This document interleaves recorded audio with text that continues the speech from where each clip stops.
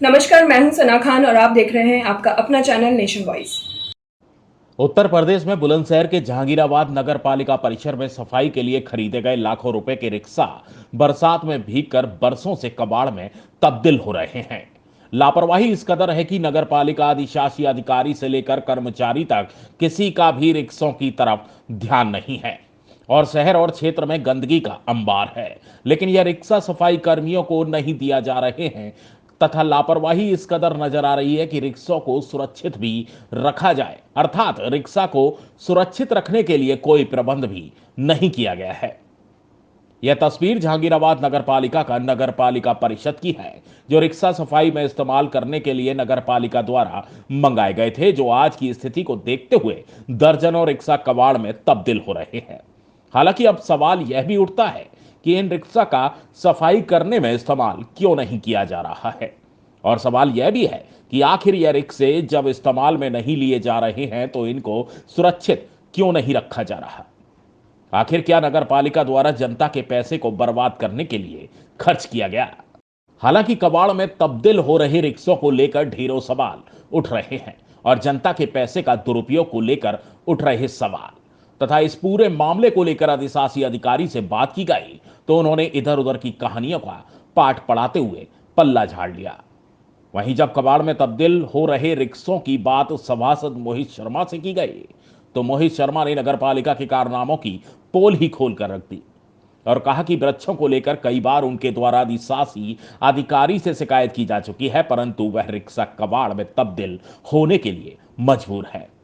ना ही तो उन्हें इस्तेमाल किया जा रहा है और ना ही उन्हें सुरक्षित जगह में रखा जा रहा है। मोहित शर्मा का कहना है कि नगर पालिका जहांगीराबाद में तो नगर में साफ सफाई की व्यवस्था पर पूर्ण रूप से ध्यान नहीं दे रही है। नगर में जगह जगह गंदगी का अंबार लगा रहता है और शिकायत करने पर भी कोई कार्यवाही नहीं होती है तथा नगर पालिका द्वारा अनियमित रूप से जनता के पैसे को बर्बाद किया जा रहा है। ऐसी सर काफ़ी चीज़ हैं जो स्वच्छ भारत अभियान को पलीता लगा रही है नगर पालिका हमारी। ईओ मैडम को हमने एक मल की शिकायत करी थी, खुलेआम नाले में मल बह रहा था, उसकी सारी वीडियो मेरे पास संलग्न है और मेरी काफ़ी हॉट टॉक भी मैडम ने कही, मेरा काफ़ी मोरल डाउन भी किया, मगर मैं अपनी बात पर खरा साबित होऊंगा। सारी चीज़ों के लिए मैं डीएम सर के पास भी गया हूँ, उन्होंने मुझे आश्वासन दिया है कि आपकी चीज़ें सारी ठीक होंगी अगर आप सही हैं तो। बाकी इतना मन दुखी है, नगर पालिका में जिन चीज़ों की कोई आवश्यकता नहीं है वो चीज़ें बहुत बड़ी तादाद में खरीदी जा रही हैं।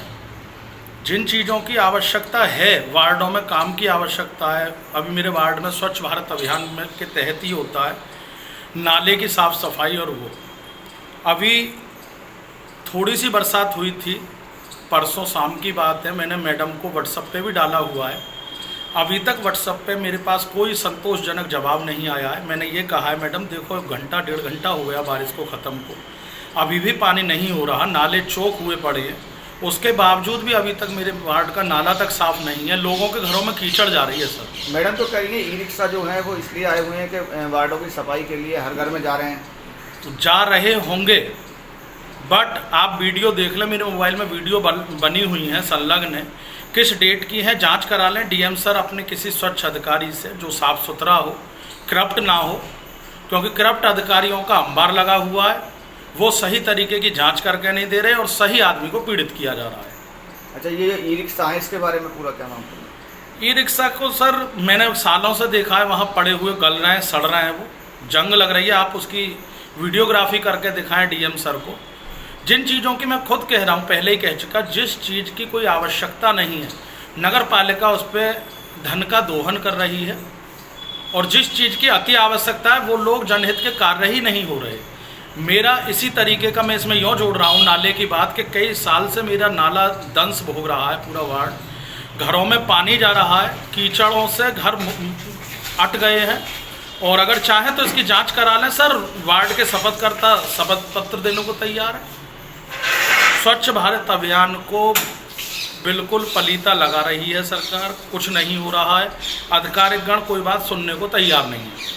इस बाबत में कई बार डीएम सर से भी मिल के आया हूँ। एडीएम रविंद्र कुमार जी थे, उन्होंने बहुत अच्छे तरीके से मेरी जांच वाँच कराई थी, मगर सब बेकार है। आज की डेट में मैं अभी तक कोई चीज़ से भी संतोष नहीं है मुझे। मेरी जांच आख्या मुख्यमंत्री पोर्टल पे भी चल रही है, जांच आख्या बिना मेरे संज्ञान में लिए अधिकारीगण भेज देते हैं। वहाँ से कोई फीडबैक आता है तो मैं यही कहता हूँ सर मैं संतोषजनक, मुझे कोई उत्तर अभी तक मिला ही नहीं है किसी से।